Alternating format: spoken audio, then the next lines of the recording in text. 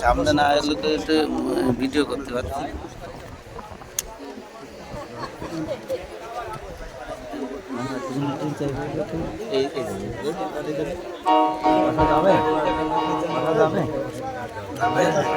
Sound বাড়ান কি বলি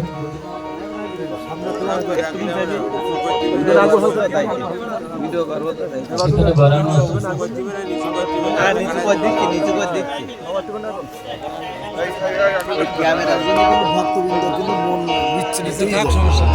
আর একটু বাড়াতে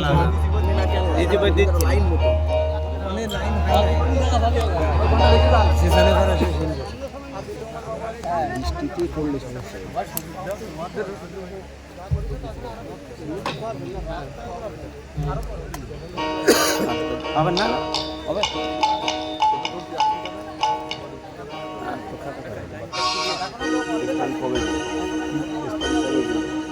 সাউন্ড বাড়বে কি বলবেন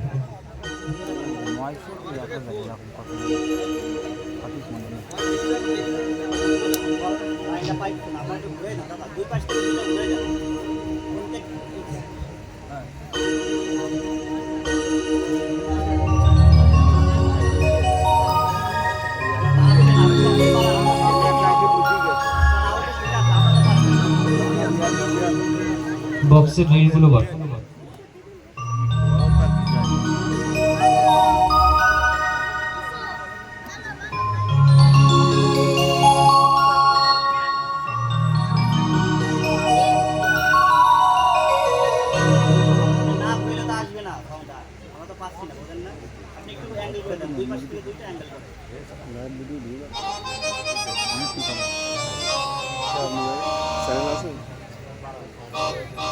সাউন্ড নাই তো ইউটিউব চ্যানেল আছে চ্যানেল আছে ইউটিউব চ্যানেল ছাড়া না ফেসবুকে চ্যানেল লাইভ ফেসবুকে বেশি দেওয়া যায় না 10 মিনিটের বেশি ভিডিও দেওয়া যায় না ঘন্টার উপরে সবাই কীভাবে পেজে দেওয়া যায় কীভাবে আমি তো দিই কীভাবে ওটা আপনারা গ্যালারি থেকে কপি করে আনেন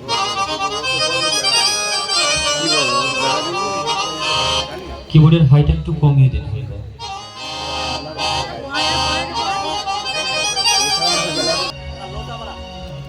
একটু লো বাড়াতে হবে জয় নিতাই জয় গৌর হরি বল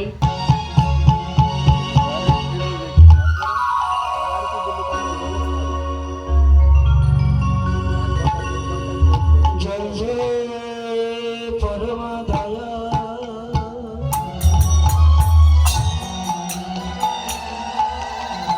নিতাই গৌর সীতানা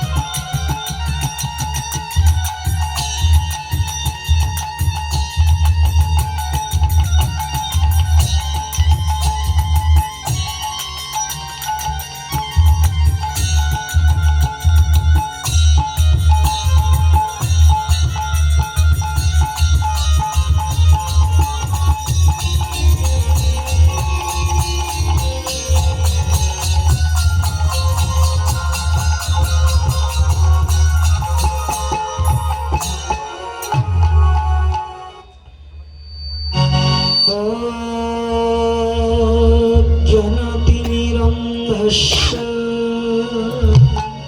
তিমিরান্ধস্য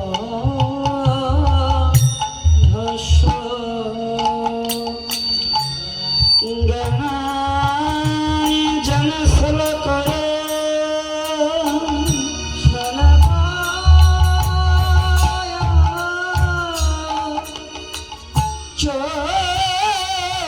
चक्षुरुन्मीलितं येन तस्मै श्री गुरुवे नमः।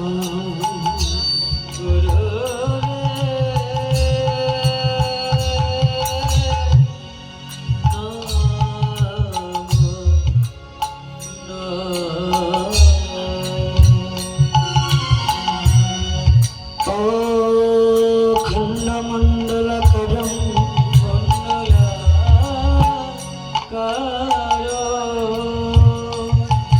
दत्तं जनचरचरे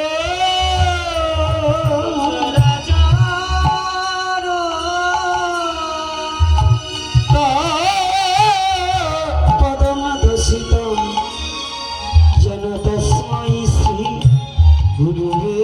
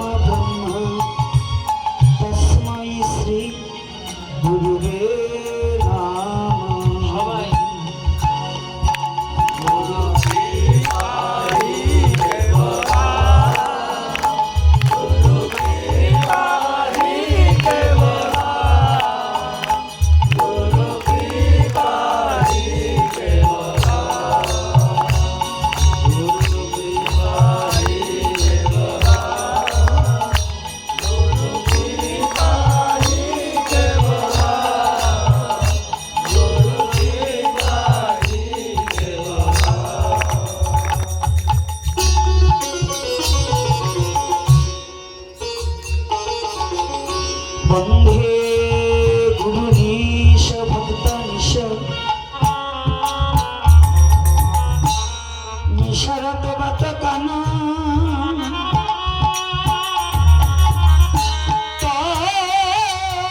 प्रकाशनच्च तत्शक्ति कृष्ण चैतन्य संघकामा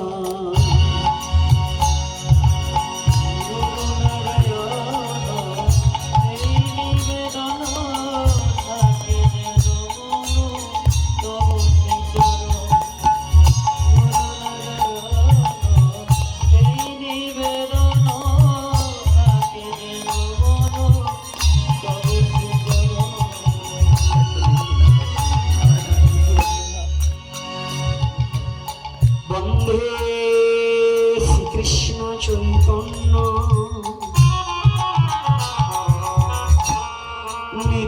नित्यानन्द सहजित गौरदाय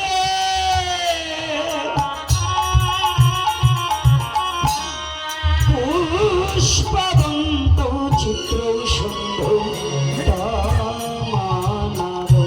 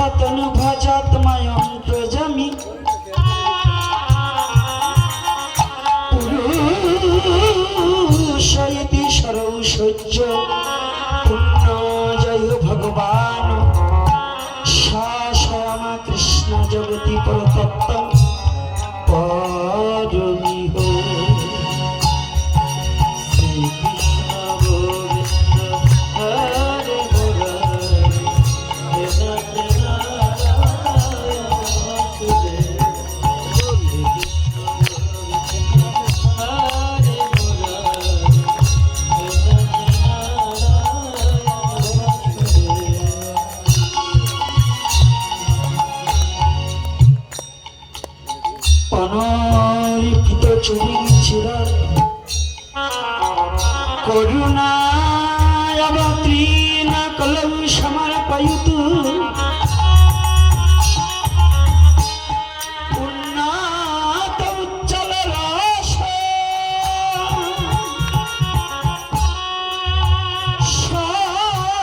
ভক্তি শ্রিয়ম পরিপুরট সুন্দর রুটি কদম্ব সন্দীপিত সদা হৃদয় কন্দরে স্ফুটব সচির নন্দন কৃষ্ণ সকলে রাধে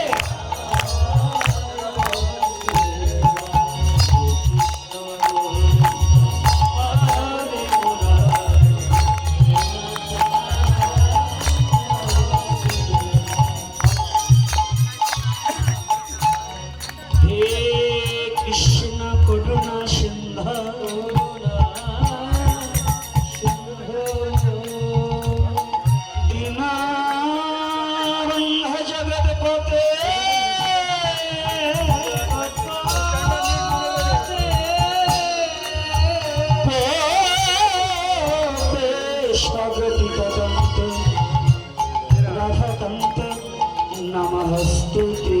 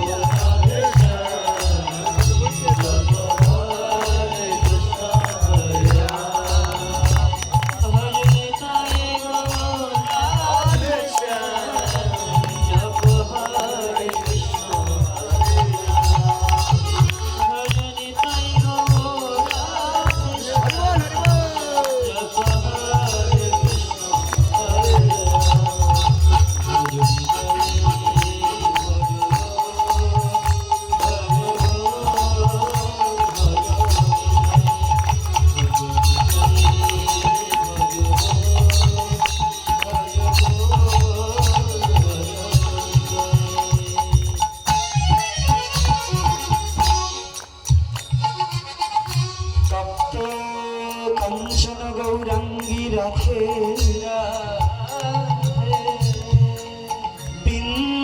বৃন্দাবনেশ্বরী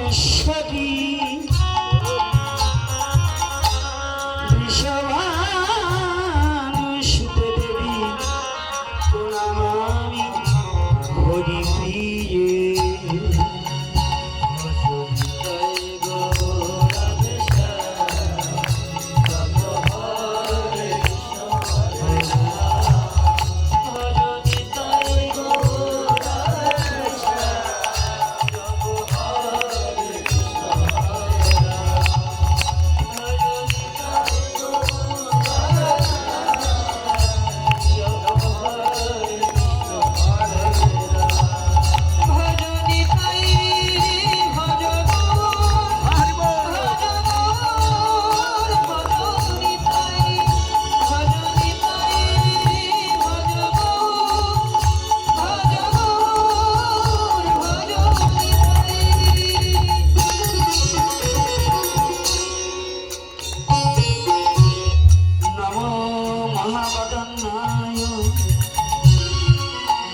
কৃষ্ণ প্রেম প্রদায়কে কৃষ্ণায় কৃষ্ণ চৈতন্য নন্মে গৌরতিশে নম নাম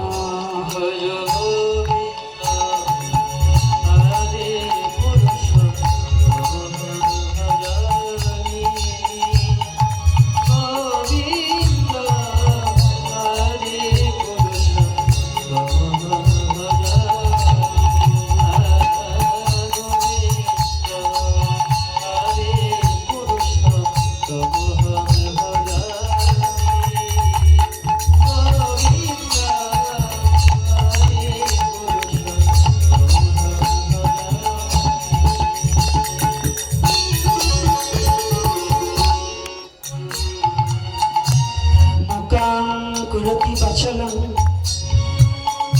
পঙ্গং লঙ্ঘায়তে গিরিম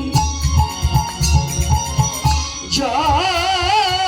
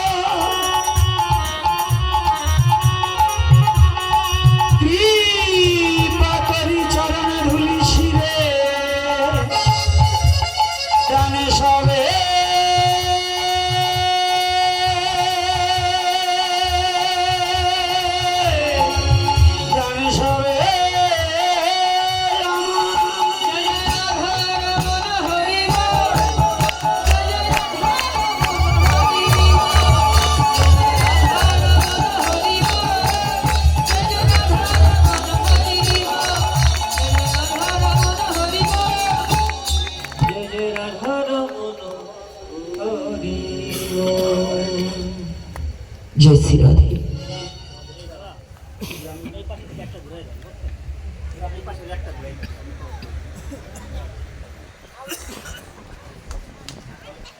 जय श्री राधे। आज हाउली मंगलबारेर आयोजनेर একদিন সংকল্প ভাগবতের আজ সেই রজনীতে দূর প্রান্ত থেকে চুকে আসা ভক্ত ভক্তিমতী মা ও বাবারা আমার সবার রাতুল চরণে হতভাগা দাসের সশ্রদ্ধ প্রণতি জ্ঞাপন করছি। জননিদ্রা পরিহরি বদনে বলিতে হরি শ্রবণ করিতে হরি যারা আজ ছুটে এসেছে, যে আশায় বুক বেঁধে ছুটে এসেছেন হরিকথা শ্রবণের লালসে, এই প্রশাসনের একমাত্র সুযোগ্য অধিকার ছিলেন সর্বজন বন্ধেয় পৃথিবীর শ্রেষ্ঠ ত্যাগী ব্যক্তি। আয় মায়েরাই আমার দিকে তাকাও, এখন বন্ধ করে দিয়ে আগে আমার দিকে তাকাও। কথা কিন্তু বলা যাবে না, মস্তকগুলো প্রত্যেকটা মায়েকে চরণে হাত রেখে বলছি মস্তকগুলো রেখে বসুন, একটা মায়ের মস্তক যেন ফাঁকা না থাকে।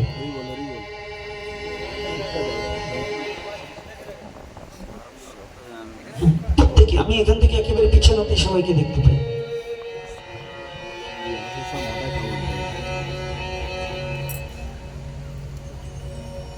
সর্বজন বন্ধেয় সমস্ত মায়া ত্যাগী, যিনি মাতৃগর্ভ থেকেই সমস্ত মায়াকে পরিহার করে বিশ্ব জগতে প্রকাশ পেয়েছেন, দেবতা পর্যন্ত যার চরণ বন্দনা করেছিলেন, তিনি আর কেহ নাই, তিনি কৃষ্ণ দ্বৈপায়ন বেদব্যাস পুত্র শ্রীল সুখদেব গোস্বামী প্রভুপাদ। আমি প্রণাম জানাই তার শ্রীপাদ পদ্মে। দ্বিতীয়তে প্রণতি জানাই, যিনি নাই আসিলে হয়তো আমার মনে হয় ভাগবতীয় কথা শ্রবণের মতো এমন ভক্ত কোথাও হতো না, আর এই অমীয় কথাও আমরা পেতাম না। তিনি আর কেহ নাই, তিনি একমাত্র পাণ্ডুকুলোদ্ভব রাজাধিরাজ মহারাজ পরীক্ষিত। আমি প্রণাম জানাই তার শ্রীপাদ পদ্মে। এইবার যে মূর্খকে হরি কথা বলার জন্য আহ্বান করিয়াছে, এই হরি কথা বলতে হলে কিছু জ্ঞান এবং কিছু গুণের প্রয়োজন। প্রথমত বিদ্যাজ্ঞান, দ্বিতীয়তে ভাষা জ্ঞান। আমি সেই বিদ্যা এবং ভাষা থেকে সম্পূর্ণভাবে অযোগ্য জন। তবে শুনেছি পুরাণে মহিমা ব্যাখ্যানে অসম্ভব সম্ভাবে যদি সাধুগুরু বৈষ্ণবের কৃপা হয়। আপনারা সাধুজন সজ্জন বৈষ্ণবজন কৃপা করবেন। যতটুকু সময় বসে থাকি আপনাকে নাহি করি প্রচারে যেন সভা কারো মাঝে, যেন গুরু গোবিন্দ, গুরু গৌরাঙ্গ এবং নিজের স্বজাতির কথাটাই যেন বিশ্ব জগতে প্রকাশ করতে পারে।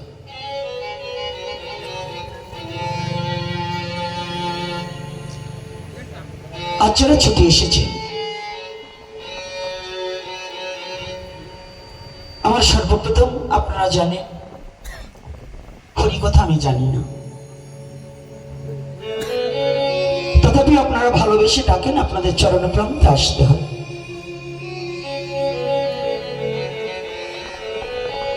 কেন ছুটে আসি? হরি কথা বলার উদ্দেশ্য না, আমি শুধু সাধুগুরু বৈষ্ণবের চরণ ধুলি শিরে ধারণ করার নিমিত্তে। আজ আপনাদেরই কৃপায় দুপুরে অসুস্থ ছিলাম, এখন আপনাদের চরণের কৃপায় এসে বসতে পেরেছি।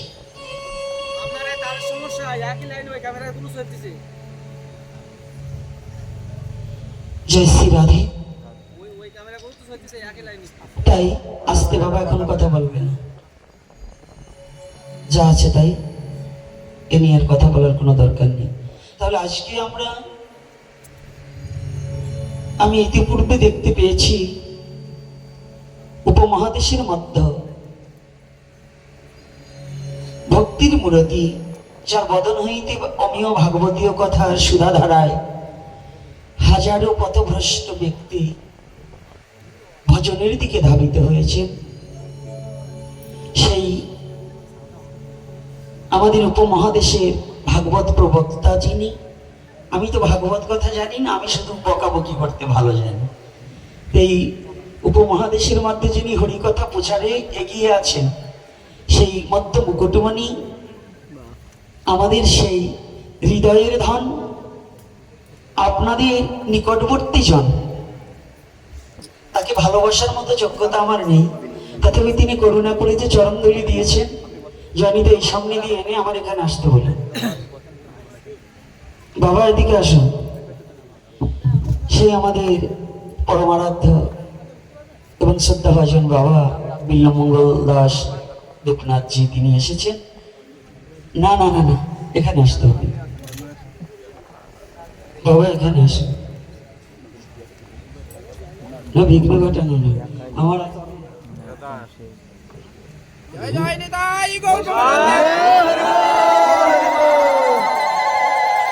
আজকে আমার পরম সৌভাগ্য, অচল ভাগবত নিয়ে কতই ঘুরলাম, আজকে একটু সচল ভাগবতের পাশে বসার সুযোগ পেয়েছি।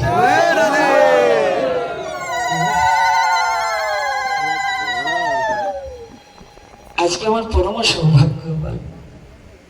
কারণ কি জানেন? আসতে এখন কোনো কথা হবে না, যে বাবারা আসছে আমার বাবাদের একটু বসবার সুযোগ করে দিবেন, এখানে অনেক জায়গা আছে। মালা একটু পরে। আজকে আমার একটু ব্যতিক্রমী কথা হবে, কারণ যেহেতু সাতক্ষীরা, আর সাতক্ষীরায় আপনাদের মধ্যে এমন রত্ন থাকতে, ফকির লালন মাল্ল জল পিপাসায় কাছে থাকতে নদী মেঘনা।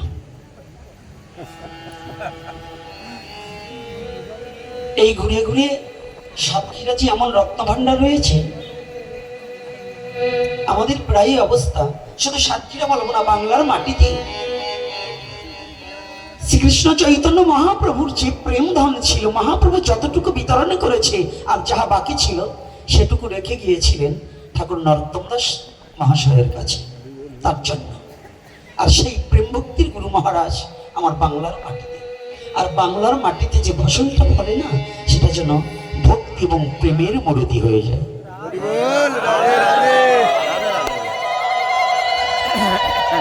কেন জানি পৃথিবীর মধ্যে যত মাটি ভগবানের ইচ্ছায় সৃষ্টি হয়েছে, তার মধ্যে শ্রেষ্ঠ মাটি হচ্ছে ভারতবর্ষ।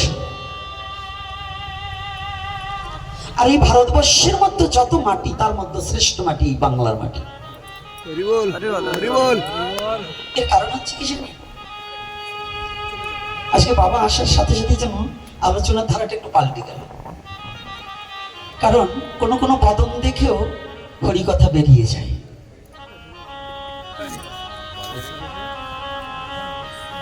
যদি মহাপ্রভু না হতো তাহলে রায়রামানন্দের এই উচ্চ তত্ত্ব কথা বেরোত না। অর্জুন না হলে গীতা জ্ঞান কখনো পেতাম, সনাতন না হলে মালা পরে, মালাগুলো আগে এখানে রাখো, আমি ডেকে দেব। সনাতন গোস্বামী না হলে জীবের স্বরূপ তত্ত্ব এটা ব্যক্ত হতো। স্বরগোস্বামীর মধ্যে আমরা ব্যক্ত করি স্বরগোস্বামী, কিন্তু আদত অষ্টগোস্বামী। তবে দুজন অতীব গুপ্ত, তারা নিজেকে ব্যক্ত করতে অভ্যস্ত নয়। আমরা যেমন সমাজের সাধুরা নিজেকে প্রচার করতে ব্যস্ত হয়ে গেছি, গোস্বামীগণ কিন্তু তাহা ছিলেন না। তারা যশমান প্রতিষ্ঠার বাইরে ছিলেন। তার প্রতীয়মান মূর্তি ভূগর্ভ গোস্বামী এবং লোকনাথ গোস্বামী, যিনি মহাপ্রভুর নির্দেশে স্বরগোস্বামীর আগে সর্বপ্রথম বৃন্দাবনে কিন্তু ইন্দ্রা দুজনেই প্রবেশ করেছে, তাই তো বাবা? কিন্তু বন্ধনার মধ্যে তাদের দুজনের নাম নেই। কেন নেই? তিনাদের নিজের মুখ নিশ্চিত বাণী, ওখানে আমরা যাব। যে জিনিস যত মূল্যবান তারে তত করো সাবধান।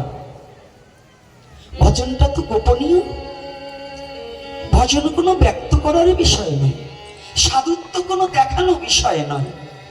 সাধুত্ব হচ্ছে অন্তরের বিষয়।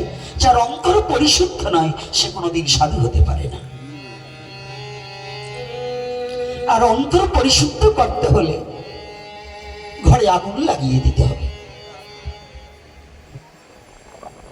অন্তরটাকে পরিশুদ্ধ করতে হলে ঘরে আগুন লাগিয়ে দিতে হবে।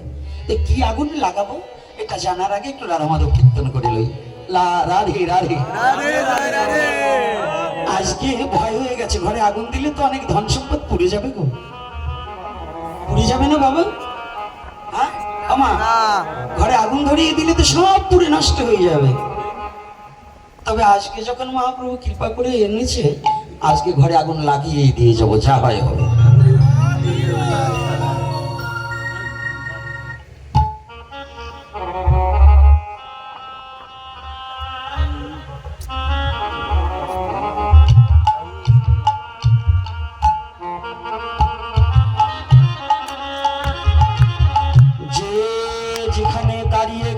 বসে আছে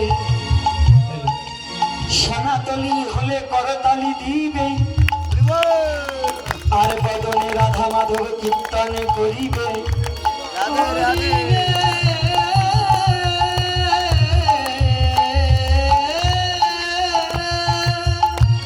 ভগবান যাদেরকে করুণা করিয়া দুখানা হস্ত দিয়েছে, যাদের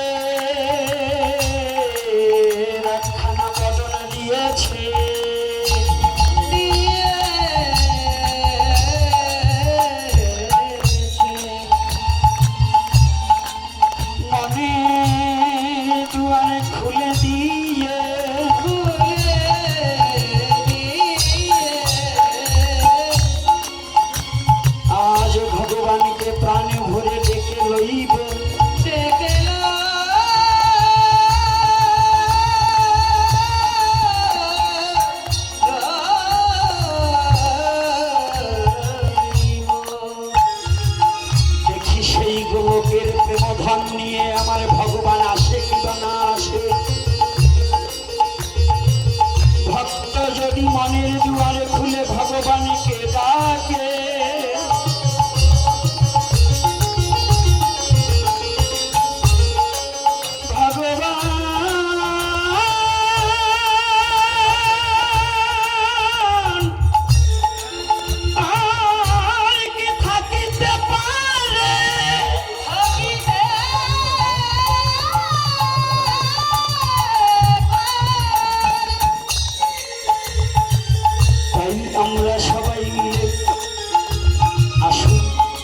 আমার গুরু গোবিন্দকে হৃদয়ে ধারণ করে প্রাণ ভরে রাধা মাধব কীর্তনে করিব। তাই তো হাত দিয়েছে কাদের কাদের ভগবান দেখিতে রাধে, সবাইকে হাত দিয়েছে, আমাকে দেয়নি। আসতে কেন? এই হাত যদি ভগবানের সেবার কাজে না লাগে, এই হস্ত দ্বারা যদি দুটো তুলসী ভগবানের চরণে না দেওয়া যায়, তাহলে হাত থাকিতেও তার হাত নেই। যে বদনে মধুমাখা হরিনাম হয় না, যে বদনে শুধু আন কথা হয় কিন্তু হরি কথা হয় না, সে বদন থাকিতেও সে বোবা। যে কর্ণ থাকিতে হরি কথা শ্রবণ হয় না, কর্ণ থাকিতেও সে বধির। যে নয়নে গুরু গোবিন্দের প্রতিচ্ছবি দর্শন হয় না, নয়ন থাকিতেও সেজনা বড় বধির, অন্ধ, নয়ন থাকিতে অন্ধ। তাহলে আজকে আমার হাত থাকিতে নয়, কারণ আমি জীবনে ভগবানের চরণে দুটো তুলসী দিতে পারিনি। তাই কৃপা করবেন, আসুন আজকে রাধা মাধব কীর্তন করি, আমাদের মানব জীবন ধন্য করি।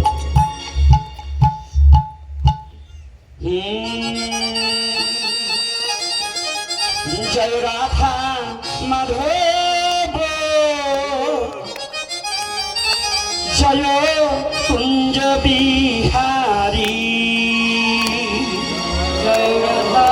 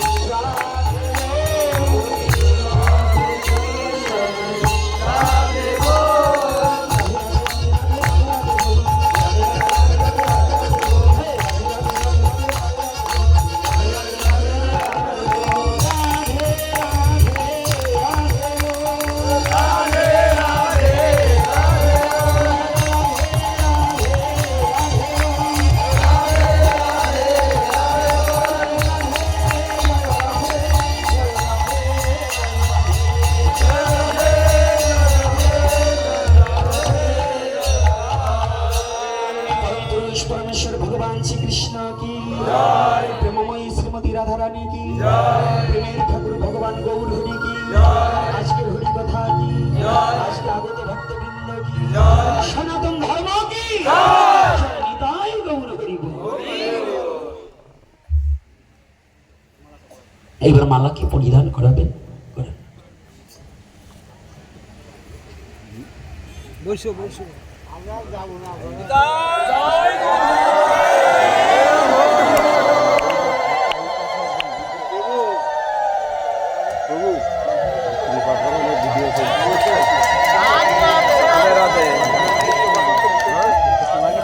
এটা ভাগবতে থাকো, ওই যে মালা পরিধান বিন্দেজিকে একটু ছুঁয়ে নেন। আর সামনে দিয়ে এখন আর বেশি লড়াচড়া করবেন না, এখন কথা শ্রবণ করি, তারপরে কথা বলছি। কি বাবা ধনঞ্জয় বাবা আমার সামনে আসে। ধনকে যিনি জয় করেছে তিনি ধনঞ্জয়। ধনঞ্জয়কে দূরে দেখলে মানায়? সামনে আসে। তবে আজকে একটুখানি বসতে দাও দাদা।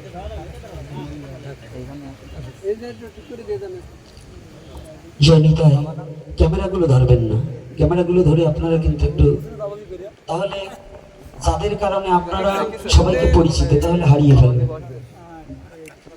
যাক, জয় শ্রী রাধে, যেখানে কথাটা ছিল ওখানে যাওয়া ভালো।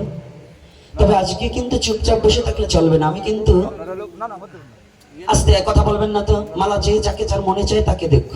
সাধুর একটু শান্ত হতে হবে। এখন কোনো না ঠা নেই, মালা নিতে এত জ্বালা বাঁধে কেন? ব্যাপার কি আপনাদের?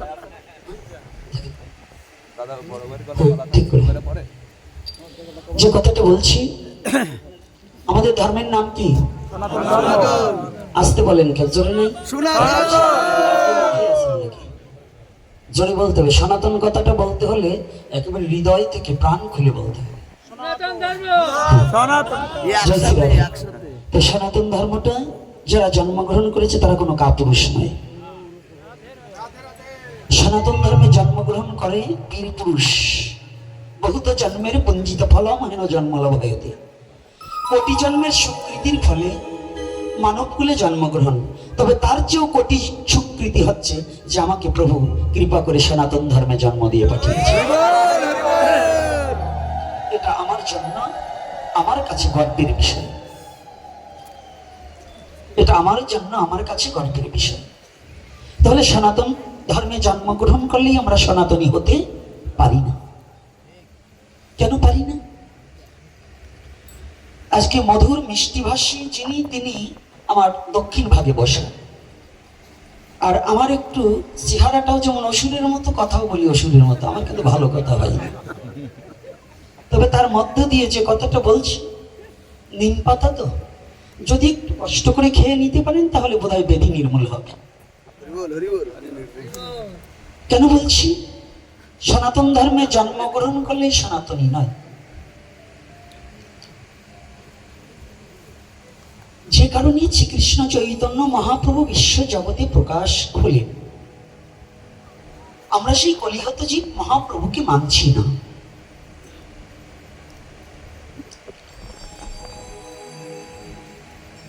যদি কারো অনেক মনের দ্বন্দ্ব থাকে যে আমাদের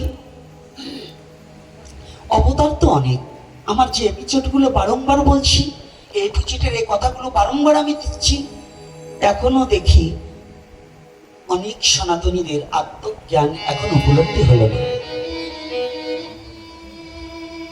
আমাদের সনাতনী জাতি শিক্ষিত হয়েছে কিন্তু জ্ঞানী হতে পারল না। শিক্ষিত আর জ্ঞানী কিন্তু এক নয়।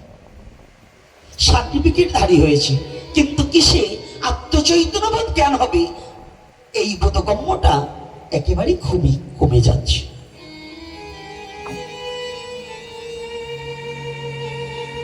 সেটা হচ্ছে বর্তমান সমাজ প্রেক্ষাপটে শ্রীকৃষ্ণ চৈতন্য মহাপ্রভু যে এসেছিলেন মানবতার ধর্ম নিয়ে এবং প্রেমের ধর্ম নিয়ে, দয়ার ধর্ম নিয়ে, করুণার ধর্ম নিয়ে। সনাতন ধর্মের 4টা যুগ, তার মধ্যে কলির যুগ হচ্ছে শ্রেষ্ঠ।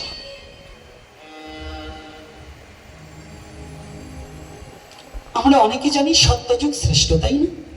যে কলির যুগের জীব তো মিথ্যা কথা। যারা এই ভাবনাটা যার হৃদয় আছে, সে এখনো ভজনানন্দী দেশে পৌঁছাতে পারেনি। কেন পারেনি? চারি যুগের মধ্যে কলির যুগ ধন্য এবং কলির যুগ শ্রেষ্ঠ। 3 যুগে ভগবান নিজের আভিজাত্য নিয়ে পৃথিবীতে এসেছে, আর এই কলির যুগে আমার ভগবান নিজেই ভক্ত হয়ে গিয়েছে।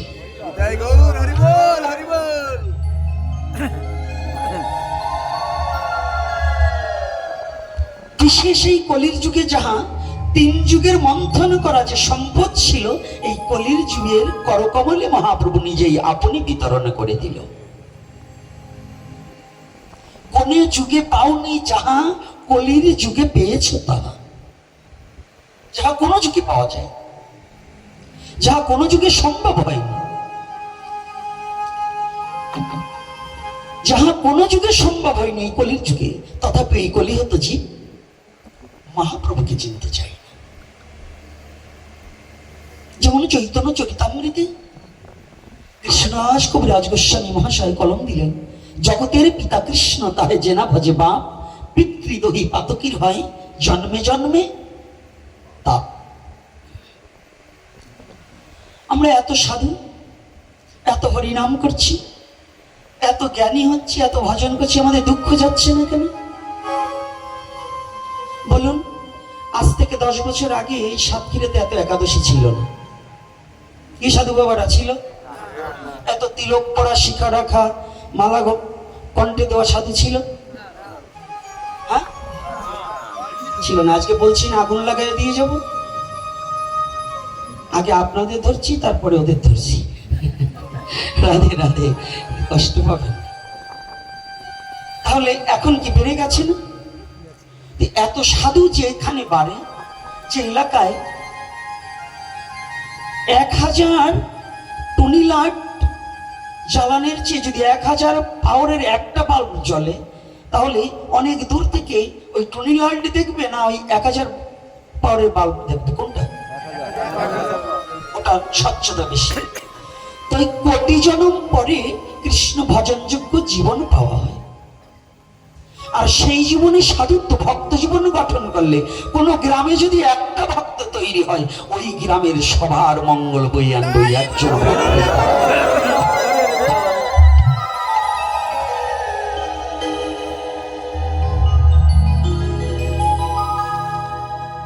তাহলে আমাদের একটা সমস্যা, শ্রীকৃষ্ণ চৈতন্য মহাপ্রভু যে বিশ্ব জগতে প্রেম প্রচার করতে এসেছে, আমরা সেই মহাপ্রভুকে মানছি।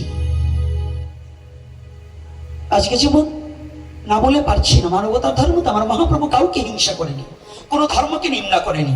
এই একটা ধর্মই যেটা সনাতন ধর্ম, যে অন্য কোনো ধর্মকে নিন্দা করে না। এই সনাতন ধর্ম অন্য কোনো ধর্মকে অবজ্ঞা করেনি। যদি অবজ্ঞা করতেন, মহাপ্রভু চাঁদকাজিকে বুকে জড়িয়ে ধরতেন। আমার মহাপ্রভু নিজে শিক্ষা দিয়েছেন, বৈষ্ণব কোনো জাতি বুদ্ধি করে না, বৈষ্ণবের কোনো জাতি বুদ্ধি নেই।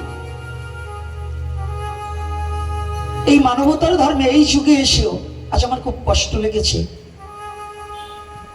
পাকিস্তানে যেভাবে ছোট ছোট বাচ্চাদেরকে হত্যা করা হচ্ছে এবং যেভাবে বোম ফেলা হচ্ছে। সে হোক না মুসলমান, সে তো মানুষ, সে তো মানুষ। আমার খুব কষ্ট হচ্ছে যে ফিলিস্তিনে যেভাবে যারা এটা করেছে। আমার কথা, যদি রাষ্ট্র নিয়ে দ্বন্দ্ব বাঁধে, রাষ্ট্রকে তুমি দখল করো, তবে কাউকে হত্যা করে নয়, কাউকে হত্যা করে নয়। যারা হত্যা করছে তারা জানে না যে রাষ্ট্রের জন্য, যে জমির জন্য আজ হাজার হাজার লাখো লাখো জীবকে আমি হত্যা করছি, একদিন আমারও এই বিশ্ব জগৎ ছেড়ে চলে যেতে হবে, ওই সম্পত্তি আমি উপভোগ করতে পারবো না। তথাপি তারা হত্যাযজ্ঞে লিপিবদ্ধ হয়েছে, হত্যাযজ্ঞ চালিয়ে যাচ্ছে।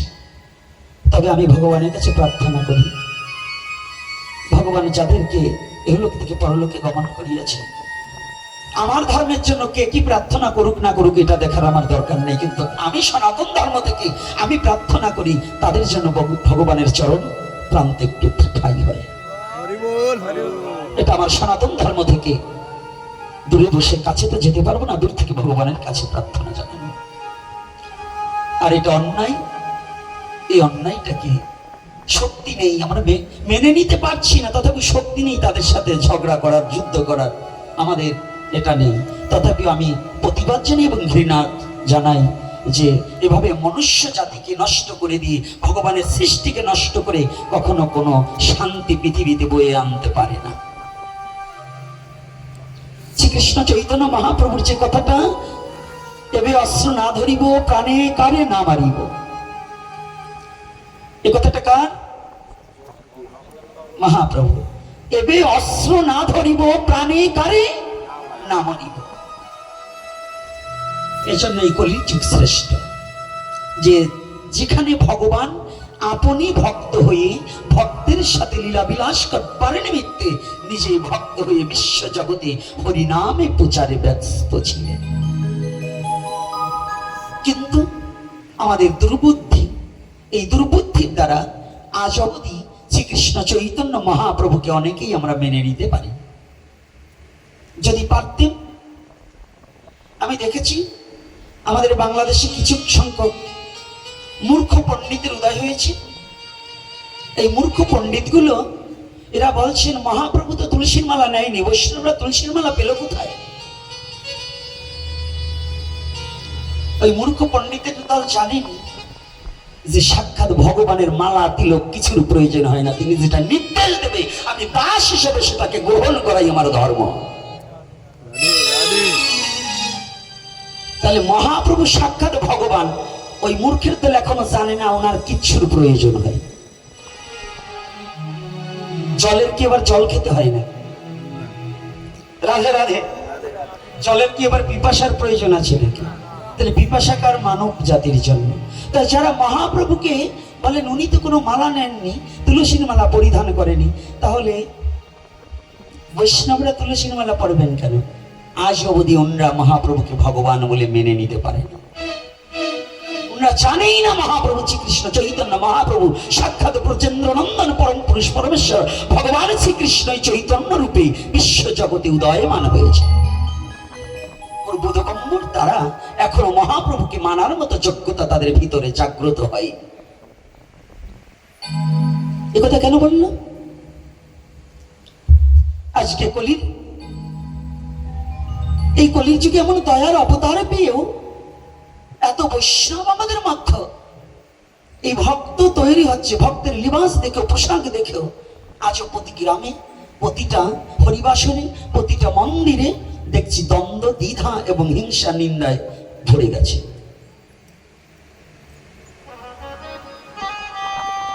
যদি এই কলিহতে জীব একবার মহাপ্রভুকে চিনত, মহাপ্রভুকে জানত, তাহলে কেউ কারো প্রতি কোনো দ্বন্দ্ব এবং দ্বিধা থাকতো না। লীলা কথা পরে, আজকে লীলা কথার জন্য ভগবান করুণা করে পাঠিয়ে দিয়েছে। এটা ভগবানের ইচ্ছা। আজকে আমার বিল্লমঙ্গল বাবা নিজে আসতে পারেনি, আমার গৌর হরি করুণা করে টেনে এনেছে। আজকে গৌরের ইচ্ছা হয়েছে সেই অসুরকে চরণধুলি দান করবার জন্য দেবতার যেতে হবে,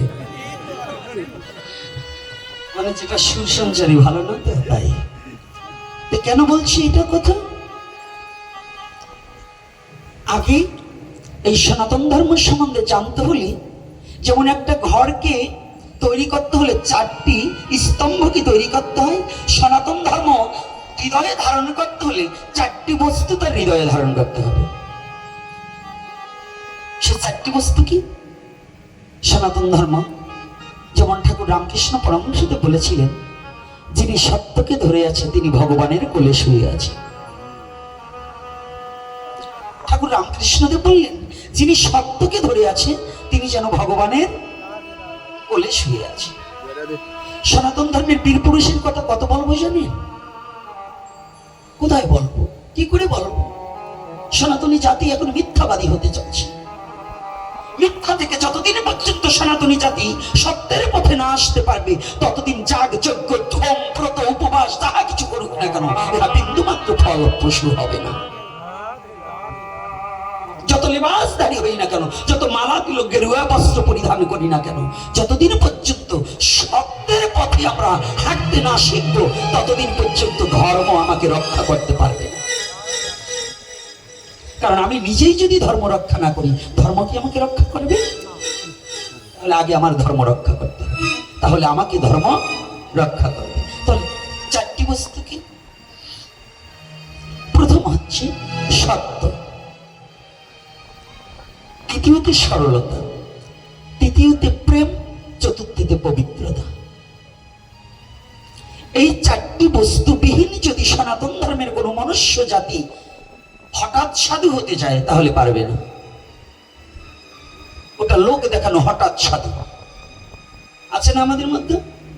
হ্যাঁ, দেখবেন আমাদের এই সাধুদের মধ্যেও আছে, কেবল 3 মাস ধরে নিরামিষ খেয়ে ওর গরমের চোটে গ্রামের অন্য ভক্তরা কাছেই করতে পারে না, আছে না? যুগ যুগ সাধনা করছে, তারা বলছে আমি কিছু নই, আর উনি 3 মাস ধরে একটু নিরামিষ খেয়েছে, ওনার গরমের চোটে ওনার কাছেই কেউ বসতে পারে না। কি আবার কষ্ট পাচ্ছেন নাকি বাবা? আপনাদের বলছি না, আপনাদের বলছি না। আর যদি আপনারা ওই রকম কেউ করে থাকেন, তাহলে আপনাকেই বলছি চরিত্র সংশোধন করে নেন। আর যদি না করতে পারেন, তাহলে আপনি সনাতনী নন, আপনাকে আমি প্রণাম করতে পারছি না। আমি তাকেই প্রণাম করব, আমার শত দোষ আছে বিধায় জেনেও আমি তাকেই প্রণাম করব, যে ইনি আমার সনাতনকে ভালোবেসে সঠিক সনাতনকে বিশ্ব জগতে প্রচার করার লালসে ঘুরে বেড়ায়।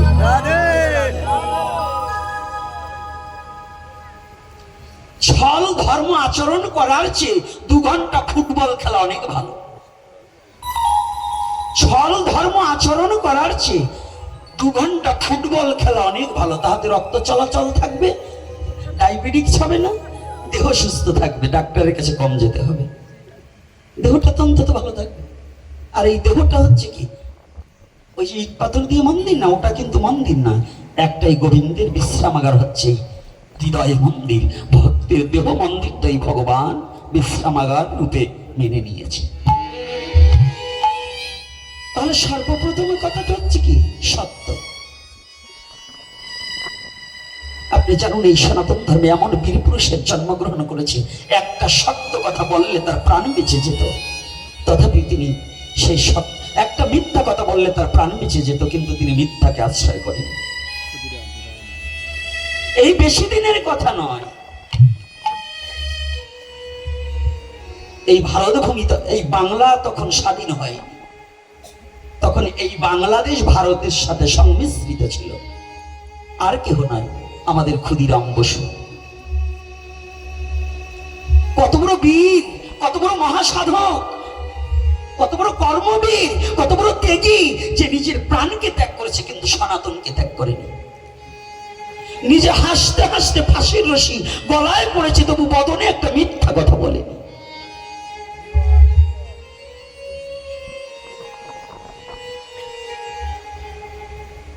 জল্লাদ বললেন, বাবা তোমার বদনখানা দেখে আমি জীবনে কতজনকে ফাঁসি দিয়েছি, কিন্তু আমি কাউকে দেখে আমার এই কঠোর নয়নে কোনোদিন অশ্রু গড়িয়ে পড়েনি। তোমাকে দেখা মাত্রই যেন আমার চোখকে, আমার এই নয়ন দুটোকে আমি প্রবোধ মানাতে পারছি না।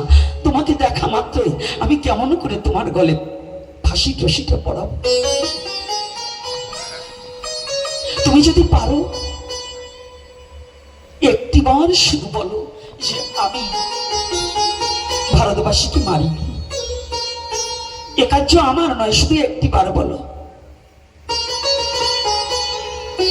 ক্ষুদিরাম বসু 2টি হাত করে জুড়ে জল্লাদকে বললেন, বাবু আমি তো সনাতনে জন্মগ্রহণ করেছি, সনাতন আমাকে শিখিয়েছে সত্য বলতে। আজ না হয় কাল, কাল না হয় পশু, একদিন তো আমার মরে যেতেই হবে। তবে আমার এই ধর্মে, আমার এই সততায় আমি কখনো কালিমা লিপ্ত করতে চাই না। ও আপনি আমার মায়ায় ওই রশিটা আমার গলায় পরাতে কষ্ট হবে, চাই না, তবু আমি সত্যকে প্রতিষ্ঠিত করবার নিমিত্তে সত্যকে প্রতিষ্ঠিত করে যাব। বিশ্ব ইতিহাস হয়ে যাক, সনাতনী বীর পুরুষ কখনো মিথ্যার আশ্রয় নয়। সনাতনী জাতি কখনো মিথ্যাকে গ্রহণ করে না। আমি এটা বিশ্ব স্বর্ণ অক্ষরে লিপিবদ্ধ থাকবে। আমি হাসতে হাসতে নিজে ফাঁসির রশি গলায় পড়ব, তবু আমি মিথ্যা কথা বলতে পারবো না।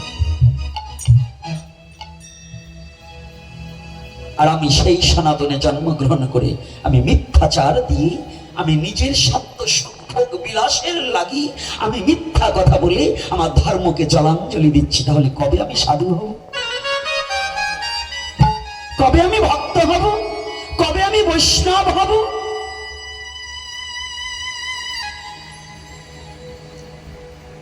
আমি বৈষ্ণব হওয়ার জন্য মরিয়া হয়ে ছুটেছি, বৈষ্ণব হওয়ার জন্য পরকে পদদলন করে শ্রেষ্ঠ আসন পাওয়ার লোভে আমি পরনিন্দা পরচর্চা করি, পরকে দাবিয়ে রেখে আমি সিংহাসনে উপবেশন করার জন্য এগিয়ে যাচ্ছি। আমি ভুলে গেছি মহাপ্রভুর কথা। আমি বৈষ্ণব হতে চাই, বৈষ্ণব সাজতে চাই। আর মহাপ্রভু যিনি বৈষ্ণব ধর্মের প্রবর্তক, যিনি বিশ্ব জগতে না আসলে আজ এই কলিহত জীবের কোনো মুক্তির পথ খুঁজে পেত না। আমার সেই মহাপ্রভু বললেন, বৈষ্ণব হইতে মোর মনে ছিল সার, ত্রিনাথপি শ্লোকতে পড়ে গেলাম বা। ত্রিনাথপি শুনেছেন, তরুণে বৈষ্ণেন অমানেন মানদেন কীর্তনিয়া সদা হরি। এই শ্লোকটা বহুবার আমরা সমাজে ব্যক্ত করছি। বহু সাধক, বহু পাঠক, বহু ভক্ত, বহু বৈষ্ণবজন উচ্চারণ করছি, কিন্তু আদৌ কি আমাদের সেই শ্লোকের মর্যাদা কতটুকুকে রক্ষা করতে পেরেছি? নিজের বিবেকের কাছে একটু প্রশ্ন করি তো। কি বাবা, রাধে রাধে, কষ্ট হচ্ছে না তো আমার কথায়? হ্যাঁ, আর একটু সময় আলোচনা করবো না ছেড়ে দেবো? পিছনের বাবারা কি বলেন, করবো একটু আলোচনা? কষ্ট হচ্ছে না তো? আবার এই হনুমানের ভেস্কিতে রাগ হচ্ছে না? তাহলে বলুন তো, তো একেবারে সত্য কথা বলেন, তাহলে মহাপ্রভুকে আমরা মানছি? আজকে আমি একটু বিকালে সন্ধ্যার আগে ঘুরে আসলাম। এখান দিয়ে সনাতনী অনেক আছে, বয়স তো 65 বছর লোক, গলায় একটা তুলসীর মালা নেই। মায়েরা দেখছি কত অলংকার পড়েছে, কণ্ঠে একটা তুলসীর মালা নেই। এ গ্রামে দুটো মন্দির, একটা দেবালয় আর একটা ভারত সেবা আশ্রম। ভারত সেবা আশ্রমে ঢুকলাম, দেখলাম এই এতটুকু এতটুকু তিনটা না চারটা বাচ্চা আর একটা বাবা, একটু ও যুবক ছেলে, ওদের নিয়ে প্রার্থনা করছে। এই গ্রামে এত হিন্দু, মন্দিরে প্রার্থনা হচ্ছে, ওই মন্দিরে একটু যাওয়ার মতো হিন্দু নেই। এখনই দলাদলি করেন, মাইরের বেলায় দেখবেন ওই মাতবার কটা আগে দৌড় হয়ে যাবে, লাঠি নিয়ে যাবে। কিন্তু মন্দিরে প্রার্থনার সময় কিছু নেই, কিন্তু এই মন্দির নিয়ে দ্বন্দ্ববাধক। শিব মন্দির দেখলাম একজন ভক্ত গিয়ে একটু আগরবাতি দেখাচ্ছে। এই গ্রামে এতগুলো লোক থাকতে দুটো মন্দিরে দুজন ব্যক্তি ঠাকুরকে আরতি করছে, অথচ যুবক ছেলে যুবতী মায়েরা এবং এমনি মায়েরা বাবারা রয়েছে। এখানে দ্বন্দ্ব বাঁধাবার বেলায় ঠিকই আছে, আমি সনাতনী। মন্দির নিয়ে ঝগড়া করার মতো সনাতনী আছে, কিন্তু মন্দিরে যে মাকড়সায় জাল পাড়িয়েছে, তেল ঢালতে ঢালতে নোংরা হয়ে গেছে, মন্দিরে ঘাস জ্বালিয়ে গেছে, ছাগল ঢুকছে, তা রক্ষা করার মতো সনাতনী একজন পাচ্ছি। লজ্জা করে না আপনার? আপনার তো লজ্জা করা উচিত যে সংস্কার না করে আপনি দেশের মাতবার সাজতে চান, আপনি দ্বন্দ্ব বাঁচাতে চান, আপনি সমাজকে নোংরার পথে ঠেলে দিতে চান, কিন্তু ধর্ম প্রতিষ্ঠাতা করছেন না, ধর্মকে পরিষ্কার রাখতে পারছেন না। আপনি কেমন মানুষ? আপনি আপনি গ্রামের কেমন বুদ্ধিমান, আপনি গ্রামের কেমন ভক্ত, আপনি গ্রামের কেমন মোড়ল, যে মোড়লের দ্বারা সমাজ কলুষিত হয়, সৎ পথ অবলম্বন হয় না, সে কখনো জ্ঞানী মোড়ল নয়, সে অজ্ঞানী অন্ধকারের মধ্যে ডুবে আছে, তার দ্বারা কখনো ভালো কাজ সমাজে হতে পারে না। কষ্ট পাচ্ছেন নাকি? না না হ্যাঁ, আবার যাবার সময় মারবেন না, কারণ আমি যেখানে যাই আগে ওই গ্রাম পরিষ্কার করতে হবে। খালি মালা জপ করলে আর করতাল বাজালে পরের দিন ওই ছাগলের লেদিদের খাতি হবে না, এই পুরাই বাড়ি ছাগল পালে আর মুরগি পালে। ছাগল মুরগি পালা বন্ধ করতে হবে। আর দ্বিতীয়ত হচ্ছে যেটা ধর্ম সেটা প্রতিপালন করতে হবে। আমরা সনাতনী, তবে যে বাবা ভারত সেবাশ্রমে ই করেছে, আমার কিন্তু প্রণবানন্দ মহারাজের জন্মস্থানের পাশেই আমার জন্ম। ভারত সেবাশ্রমে কিন্তু রাধাকৃষ্ণ মন্দির আছে, তুলসী বেদি আছে, বৃক্ষ আছে, কিন্তু জানেন মূল জায়গায় সঠিক আছে, বাইরে বেরোলে আপনাদের একটু সমস্যা হয়। ওই আপনাদের মন্দিরে দেখলাম না একটা কৃষ্ণের বিগ্রহ, শুধু গুরুদেবের বিগ্রহ রাখলেই হবে না, জগৎ পিতা জগৎগুরু যিনি, তিনি হচ্ছেন পরমপিতা পরমেশ্বর ভগবান শ্রীকৃষ্ণ। তিনি বেলুর মঠে যাবেন, মায়ের মাথার উপরে জল ছাপায় ওমকারের মধ্যে রাধা গোবিন্দ যুগল মূর্তি দেখতে পাবেন। আর যত ভেজালের গোড়া কিন্তু আমাদের মধ্যে, মূল জায়গায় ঠিক আছে কিন্তু আমাদের জায়গায় ভুল আছে। এজন্য আমি অনুরোধ করে যাব, দুটো মন্দির দেখে আমার ভালো লেগেছে, কিন্তু সর্বপ্রথম আমি আগেই বলছি যে আমি কিন্তু ঘরে আগুন লাগাতে এসেছি। এ কারণেই বলছি, আজকে দেখুন সারা পৃথিবীতে যেভাবে গৃহযুদ্ধর আয়োজন প্রস্তুতি চলছে, এই গৃহযুদ্ধকে যদি নির্মূল করতে হয়, আপনার আমার একমাত্র চরিত্রকে পরিবর্তন করতে হবে, তা না হলে হবে না। সে হিন্দু হোক, মুসলমান হোক, বৌদ্ধ হোক, খ্রিস্টান হোক, যদি তার নৈতিক চরিত্রের পরিবর্তন না ঘটাতে পারে, সে নামাজ পড়ুক আর সনাতনী হয়ে মন্দিরে যাক, মালা জপ করুক, নাম জপ করুক, তাতে কোনো কাজ হবে না। কাজ হবে জানেন, একজন সাচ্চা মুসলমান সে কি বলে জানেন? একজন সাচ্চা মুসলমানও বলে যে আল্লাহ আমাকে তুমি আমার চরিত্র সংশোধন, আমি যেন সৎ পথ অবলম্বন করে আমার শেষ নিঃশ্বাসটা পরিত্যাগ করতে পারি।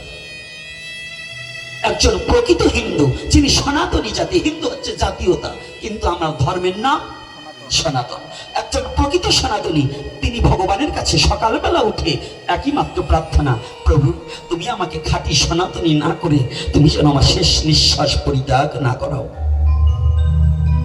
খাঁটি সনাতনী মানে কি? আমি মিথ্যাকে আগে পরিত্যাগ করব। আমি প্রথম বলেছি 4টি স্তম্ভর প্রথম হচ্ছে সত্য, আর যদি তার সত্য রক্ষা করে তাহলে তার সত্তা রক্ষা পাবে। সত্য আর সত্তা কিন্তু আলাদা। সত্য হচ্ছে বস্তু আর সত্য হচ্ছে বাক্য।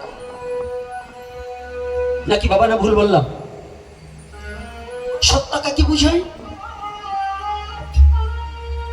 সত্য হচ্ছে যে শক্তির দ্বারা, যে ব্রহ্ম সত্তার দ্বারা, ব্রহ্মা নয় ব্রহ্ম,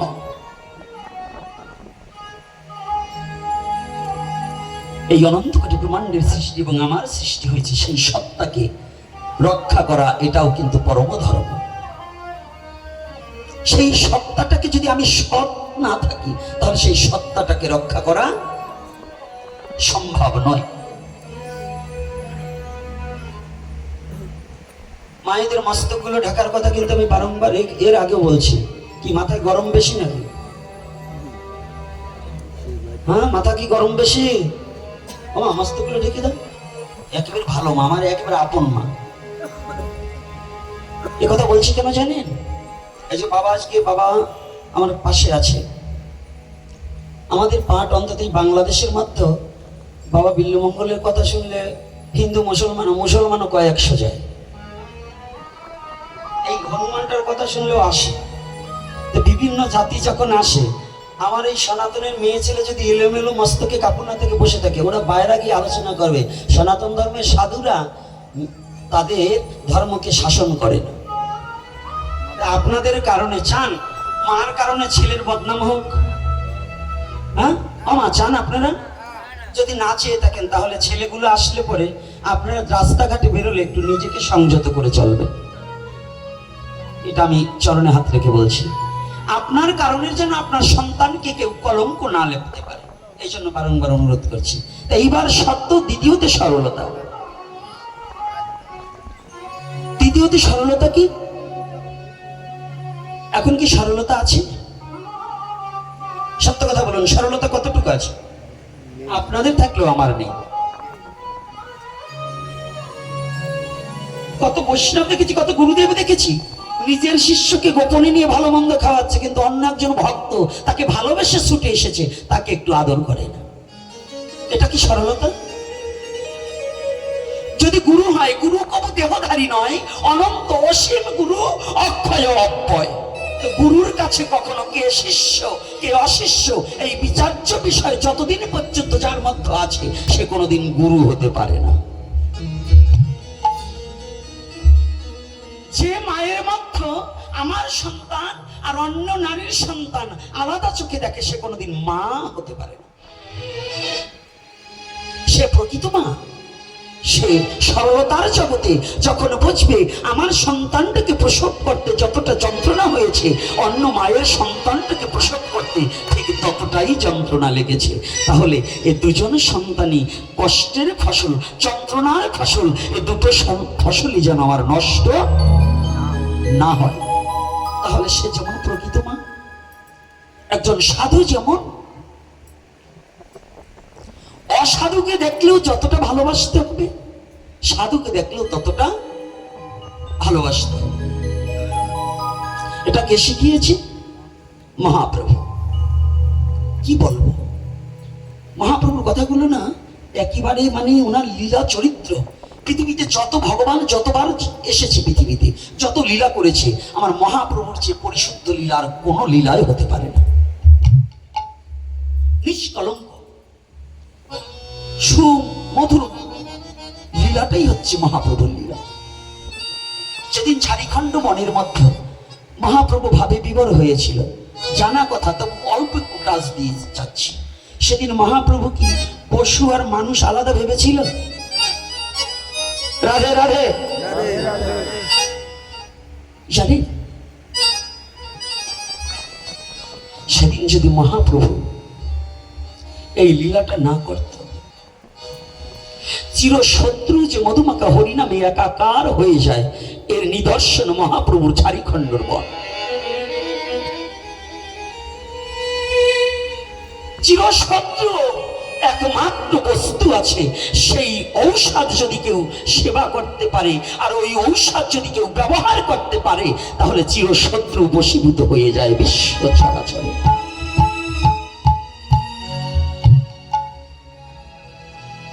সিংহ কি মানবকে পেলে কি ছেড়ে দেয়? আচ্ছা, বাঘ কি মানবকে পেলে ছেড়ে দেবে? যেদিন ঝাড়িখণ্ড বনের মধ্যে মহাপ্রভু হরি নাম করিতে করিতে ভাবে বিভোর হয়ে যখন রওনা দিয়েছে, দূর থেকে সিংহ, যখন সিংহের এক নাম হচ্ছে হরি আর হাতির এক নাম হরি, যখন সিংহ ধেয়ে আসছে যে আজ এই সুষম দেহ অপূর্ব জ্যোতিময় এক মানবের সন্ধানে পেয়েছি, জীবনে কত কিছু খেয়েছি, কিন্তু এটাকে দেখেই যেন জিহ্বায় জল এসে গিয়েছে। মহাপ্রভু দিকে ধেয়ে আসছে, কিন্তু মহাপ্রভু তো নামে বিভোর, নাম করছে, বিভোর হয়ে গেছে, বাহ্য জ্ঞান হারিয়ে ফেলেছে।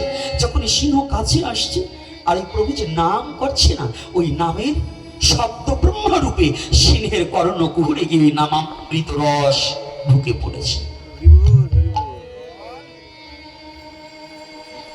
যখনই ঢুকে পড়েছে না, যদিও পশু হয়, হিংসাটা যেন একটু কমে গিয়েছে। যখনই বেশি কাছে এসেছে, দৌড়ে গিয়ে মহাপ্রভু ওই সিংহকে জড়িয়ে ধরে বলছে, ভাই তুমি কি বলতে পারো কোথায় মধুর বৃন্দাবন, কোথায় শ্যামলী ধবলী গাথিগণ, কোথায় শ্রীদাম সুধাম সখাগণ, কোথায় ললিতাদি সখায় আদি সখীগণ, তাহা বৃন্দাবন, তাহা বৃন্দাবন। হরিবা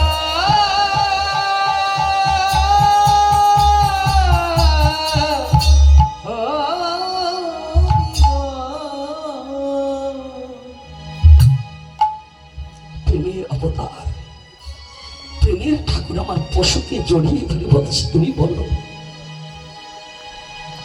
তুমি একটিবার বলে দাও কোথায় মধুর বৃন্দাবন। পূর্বভাবে বিবার হয়ে খুঁজছে আজ ললিতা বিশাখাকে, খুঁজছে শ্রীদাম সুধাম দম্ব সুধাম দাদা বলরাম কি।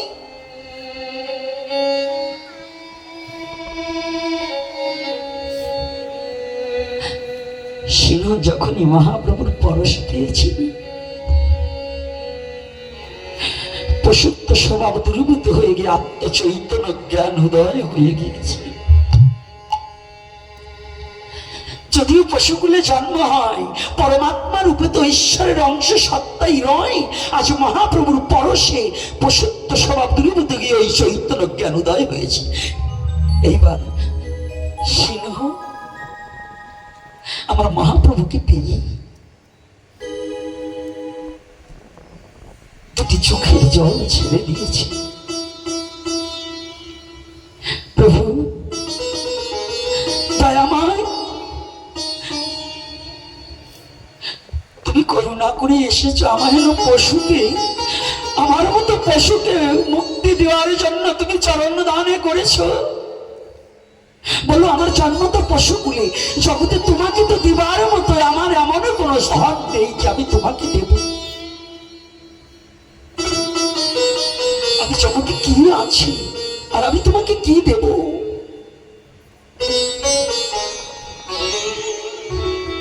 তবে প্রভু, জীবনে তো কোনোদিন তোমাকে ডাকিনি, তোমাকে ভালোবাসিনি।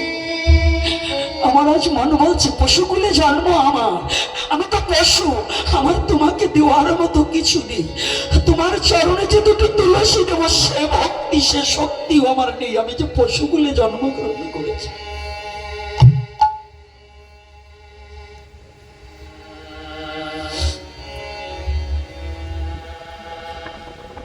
সেনা দুটি চোখের জল ছেড়ে দিয়ে বলছে, প্রভু আমি তো পশুকুলে জানো, তবে জানো তোমাকে আমি কিছু দিতে পারিনি, তবে তোমার দেওয়া দুটি নয়ন আমার আছে। আজ তুমি যদি কৃপা করে আমার দুফোঁটা নয়নের জল কৃপা করে তোমার চরণে একটি বার গ্রহণ করো।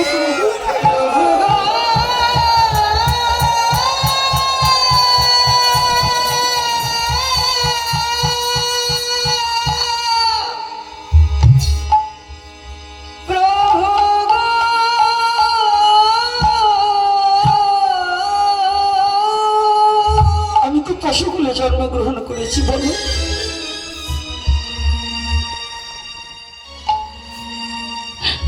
এ জগতে আমার বলতে তার কিছু নেই।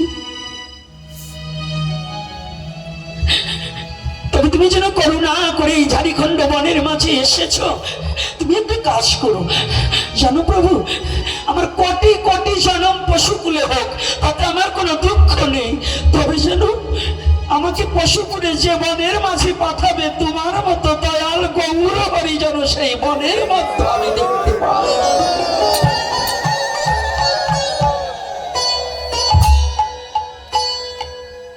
আমাকে যতবার পাঠাও, পশুকুলে পাঠাও, কোনো দুঃখ নেই। তবু কেন জানো, আমি পশুকুলে জন্ম হলেও কোনো দুঃখ নেই। তবু তো তোমার চরণ পাবো।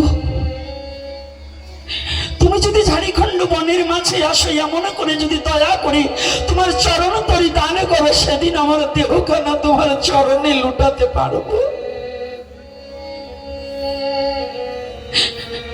প্রভু এই পশুকুলে জানো, কিন্তু তোমাকে আমাদের আর কি আছে?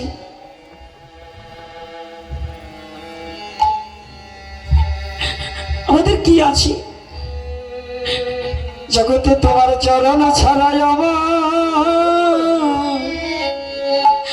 আর কি বা আছে প্রভু তোমার চরণ ছাড়া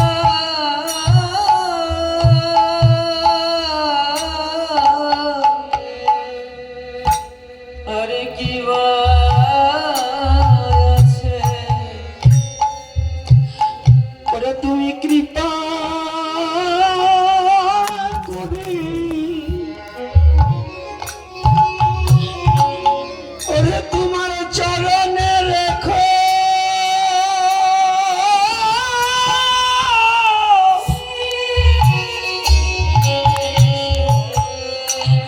বলি তোমার চরণ ছাড়া আমাদের কি বা আছে তুমি কৃপা করে জয় শ্রী রাধে হা গৌর হরি হা গৌর হরি তোমার ওই চরণে রেখা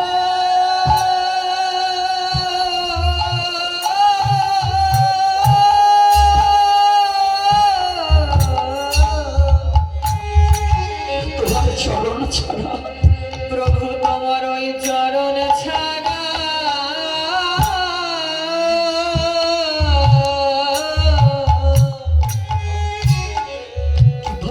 আমার কি বা আছে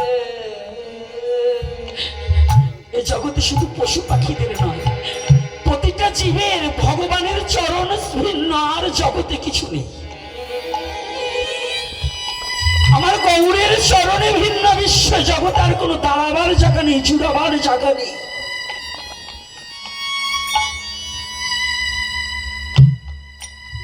কোথায় যাবে সিংহ যখনই মহাপ্রভুর চরণ তলে গড়াগড়ি যাচ্ছে কখনো প্রভু নাম করছে সিংহ নাচছে দূর হতে মত্ত হাতি দেখতে পেয়েছে হাতি আর সিংহ চিরশত্রু কেউ কাউকে দেখতে পায় না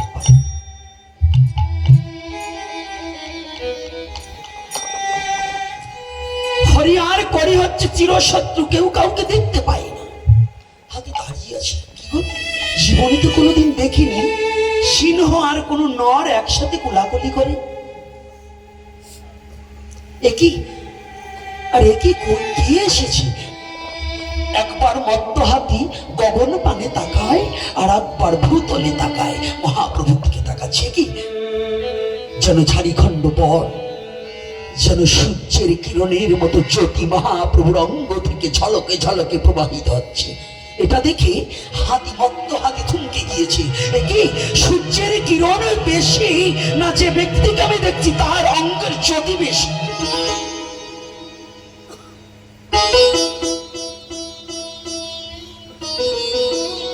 জানেন তো মহাপ্রভুকে সবাই চিনতে পারেনি মহাপ্রভুকে সবাই জানতে পারেনি মহাপ্রভু যে কুলে জন্মগ্রহণ করেছে সেই কুলের অনেক ব্রাহ্মণও কিন্তু মহাপ্রভুকে চিনতে পারেনি আজও ওই ব্রাহ্মণ কুলের অনেক দুষ্ট বুদ্ধি ব্রাহ্মণ আছে তারা আজও মহাপ্রভুকে চিনতে পারেনি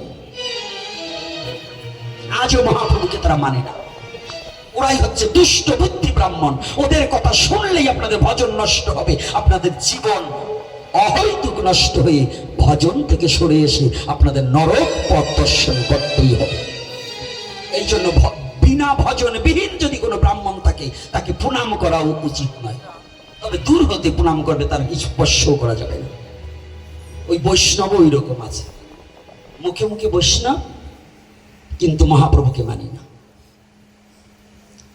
মালা তিলক পারি কারণ পরের বাড়ি খাইতে হলে তো এটা ধরতে হবে পরের বাড়ি খাওয়ার জন্য অনেক কিছু করতে পারি কিন্তু ওটা নয় আমাদের সবচেয়ে আজকে দেখুন মহাপ্রভুর আদর্শটা কি হরি আর করি মানে হাতি আর সিংহ দেখুন মহাপ্রভুর আদর্শের নামের ক্রিয়া কি নামের শক্তি কত নামের দাপট কত নামের হুঙ্কার কত এবং এই নামে কত ব্যাধি পর্যন্ত দূরীভূত হয়ে যায় কোন কোন ব্যাধি দূরীভূত হয়ে যায় এই তত্ত্বটা অবগত করার জন্যই মহাপ্রভু তার এই পাপ মুখ দিয়ে বলাচ্ছে এই কথাটা আমি বলছি না আমার কোনো যোগ্যতা নেই। এখন মহাপ্রভু ইচ্ছা করলে আমার মুখখানা বাঁকা করে দিতে পারে, বন্ধ করে দিতে পারে। এটা আমার মহাপ্রভুর শক্তি আছে। এই যে কথা বলাচ্ছে এটা আমার মহাপ্রভু বলাচ্ছে, আমি বলছি। হাতি তার তাকিয়ে আছে, কি আমি কাকে দেখছি? ওখানে তোমার চিরশত্রু দাঁড়িয়ে আছে, সিংহ আছে, আমি ওখানে যাবো না। অহতিক কেন মারামারি করবো? আমার মন বলছে আহারে, এমন ব্যক্তিকে তো জীবনে কোনোদিন দেখিনি। সিংহ কি কারণে ওকে জড়িয়ে ধরছে, আবার নাচছে। আর ওই ব্যক্তিকে দেখে আমার যে বড় লালসা যাচ্ছে, আমি যদি আমার দেহখানা ওই ব্যক্তির চরণ তলে একটু গড়াগড়ি দিতে পারতাম। তো ভাবি এক পা দুপা করে আমি একটু দেখে আসি, দূর হতে, ঝগড়া করবো না, একটু দেখে আসি। জানেন মহাজন, মহাপ্রভু যখন হাঁটতেন, মহাজন পিছন থেকে ধীর গতিতে মহাপ্রভু হাঁটছে, তখন হাতি কিন্তু ঘোড়ার মতো চঞ্চল বেগে হাঁটেন। হাতি হাঁটে কিসের মাথায়? ধীর গতিতে। তো মহাপ্রভু যখন ব্রজভাবে বিবর হতেন না, তখন চঞ্চলত্ব থাকতেন নয়, হাতির মতো আস্তে আস্তে ধীর গতিতে হাঁটেন। মহাজন গজ, বাহ বাবা, গজগতি। এই যে কথাটা কোথা থেকে মহাজন? আর একটা জিনিস জেনে যাবেন, সনাতন ধর্মের লীলাটা শুধু বই পড়ে বলা যায়। ভাগবত বক্তা যখন বলবেন, আমি তো ভাগবত বক্তা নয়, এনারা কি করেন জানেন? ওই লীলাটাকে এই চর্মচক্রে নয়, দিব্য দৃষ্টিতে এবং জ্ঞানের দ্বারা, জ্ঞান নয়নে ওই লীলাকে দর্শন করে আর বলতে হবে, নাহলে প্রেম উৎপন্ন হয় না। সব কথা গ্রন্থে লেখা থাকে না, সিডি বইয়ে লেখা থাকে, কিন্তু চাটলে মিষ্টি লাগে না। তো বইয়ে অনেক কিছু লেখা থাকে, কিন্তু সেটা দিয়ে কখনো হরিকথা প্রচার হয় না। তাহলে ওটা কি সাধনার দ্বারা, গুরু কৃপায় উপলব্ধি করে তাহা কিছু ব্যক্ত করতে হয়, তবেই যদি ভগবত প্রেমে নিজেকে ডুবিয়ে দেওয়া যায়, তার আগে নয়। আজকে দেখুন, যখনই ওই মত্ত হাতি কাছে আসতে না আসতে সিংহ ডাকছে, ভাই ও ভাই এদিকে আয়, সারা জীবন তো তুই আর আমি বড় শত্রু ছিলাম, আয় আজ আমাদের ঝাড়িখণ্ড বন ধন্য হয়ে গেছে, দেখ এক সোনার মানুষ এসে উদয় হয়ে গেছে। মানুষ নয়, মানুষের মতো দেখে যা। মহাপ্রভুকে মানুষ বললে ভুল হবে, কিন্তু মানুষ নয়, মানুষের মতো। কৃষ্ণেরও যতক লীলা যতক খেলা সর্বোত্তম নরলীলা, তার মধ্যে নরলীলার মধ্যে শ্রেষ্ঠ হচ্ছে চৈতন্য লীলা। যদি বলেন এটা কি করে হল, দেখতে পাচ্ছি কি কথাটা, ওরে বাবা আয় ভাই, কত তো দ্বন্দ্ব করেছি। মানুষ নয়, মানুষের মতো, এই কথাটা যদি বলা হয় আপনার কি ভাববেন? আচ্ছা, যে গ্রামে আগে গ্রামগঞ্জে যাত্রা হতো, একজন ভিখারি সে চমৎকার রূপে রাজার অভিনয় করতে পারত। আচ্ছা, ওই মঞ্চে গিয়ে সে রাজা সেজেছে, আদতেও কি সে রাজা? হ্যাঁ, রাধে রাধে, আদতেও কি সে রাজা? তাহলে কি ওখানে অভিনয় করেছে? আমার ভগবান তদ্রূপ লীলা বিলাসের জন্য মানুষ নয়, মানুষের মতন হয়ে অভিনয় করেছে, এজন্য মানুষ নয়, মানুষের মতো। ভগবানের অভিনয়, ভগবান কিন্তু মানুষ নয়, দেহধারী নয়, অপ্রাকৃত। তবু সে আমাহেন পাপিষ্ঠকে মুক্তি দিবার নিমিত্তে নিরাকার ঈশ্বর সাকার মূর্তি ধরে গোলক ছেড়ে ভুলকে এসে তার ভক্তকে পাইবার নিমিত্তে দুহাত পাশরিয়ে দিয়েছে।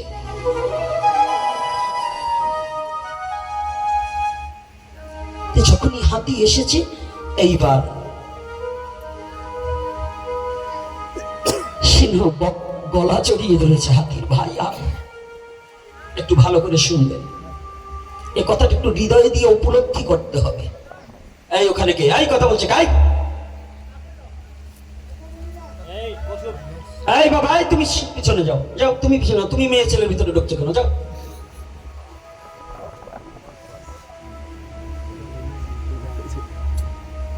জয়নিতাই কষ্ট পাবেন না, কারণ সব কথা মুখস্থ কণ্ঠস্থ নিয়ে আসা যায় না, মুখস্থ নিয়ে আসা যায় না। আর ওই কুচকাওয়াজ অন্তত আর কেউ না হলেও এই হনুমানটা কিন্তু আসরে কখনো আওয়াজ হতে পারবে না, নীরবতা ধৈর্য ধরে পালন করতে হবে।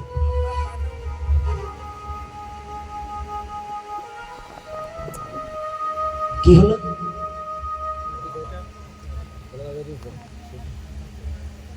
হরিয়ার করি যখন গলা জড়িয়ে ধরে কাঁদছে, হিংসা ভুলে গেছে, মহাশত্রু, কেউ কাউকে দেখতে পায় না, শুধু মহাপ্রভুর বদন হইতে একটু হরিনাম শ্রবণ করে, আর মহাপ্রভুকে স্পর্শ করেছিল হরি মানে সিংহ, আর ওই সিংহকে স্পর্শ করেছে করি মানে পাগলা হাতি। পরশ হইতে সরস, পরশ পাথর, পরশ পাথর কীর্তনীয়রা কীর্তনের মধ্য দিয়ে, লীলা কীর্তনীয়রা বলে, সাধকরা বলে, জীবনে কোনো সাধক কি একটা পরশ পাথর দেখেছেন? ভারত ভূখণ্ডতে যদি সত্যি কোনো পরশ পাথর পরশ পাথর থাকতো, তাহলে ওই রেলপাতে শুয়ে দিয়ে সব রেলপাত সোনা করে দিত। ওগুলো কিন্তু পরশ পাথর নয়। পরশ পাথর হচ্ছে যার পরশে জড় বুদ্ধি নাশ হয়ে শুদ্ধ প্রেম ভক্তি জাগ্রত হয়, তাহাকে পরশ পাথর বলা হয়। তাহাকে পরশ পাথর বলা হয়। তা সেই পরশটা কেমন? সিংহ পরশ করেছে মহাপ্রভুকে, আর মহাপ্রভু পরশ শ্রীকৃষ্ণ সিংহকে, আর সিংহ গিয়ে আবার পরশ করেছে হাতিকে। এবার হাতিও ওই পরশে সরস হয়ে গিয়েছে, এইবার হরি নামে গড়াগড়ি দিচ্ছে। এই জন্য পিছন থেকে পদকর্তা বলছেন যে হরির গলা ধরে করি ধুলায় গড়া গড়ি যায়। দেখতে পেয়েছেন?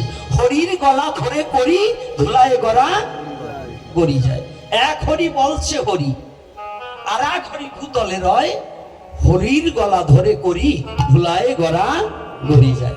এক হরি মানে মহাপ্রভু দাঁড়িয়ে আছে, বলছে হরি, মহাপ্রভু হরি নাম করছে, আর এক হরি মানে সিংহ ভূতলে,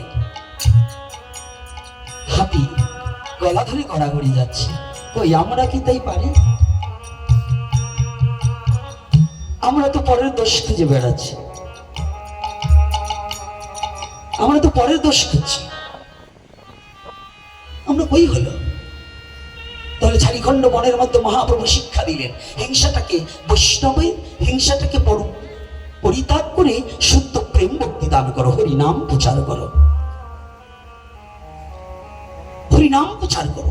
নামকে প্রচার করে তুমি সনাতনকে বিশ্ব জগতে প্রতিষ্ঠিত করে দেখিয়ে দাও যে হে বিশ্ব জগৎবাসী, সনাতন শাশ্বত, যাহা অবিনশ্বর, যাহাকে ধ্বংস করার মতো অগ্রশক্তি পৃথিবীতে আর হয় না। এটাই সনাতনী।